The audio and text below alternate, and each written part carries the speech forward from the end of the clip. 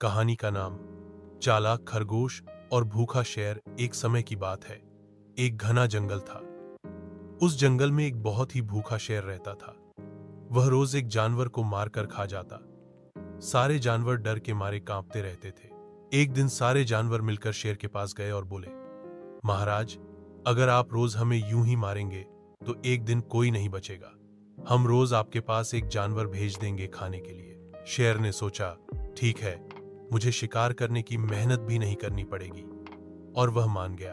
अब जानवर रोज बारी बारी से किसी एक जानवर को शेर के पास भेजते। एक दिन खरगोश की बारी आई। वह बहुत चालाक था।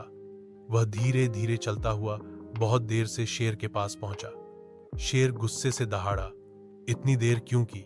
खरगोश बोला, महाराज, क्या बताऊं, रास्ते में एक और शेर मिला। उसने कहा कि अब से इस जंगल का राजा वही है। उसने मुझे खा ही लिया था, लेकिन मैं चतुराई से भाग आया। शेर बहुत गुस्सा हुआ। उसने कहा, मुझे अभी उस नकली शेर से मिलवाओ। खरगोश बोला, चलिए मेरे साथ।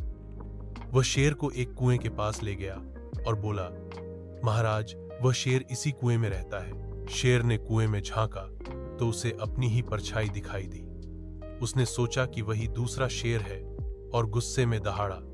उसकी आवाज कुएं में गूंजी जैसे कोई और शेर दहाड़ रहा हो। शेर और गुस्से में आ गया और उस नकली शेर को मारने के लिए कुएं में कूद गया और डूब गया।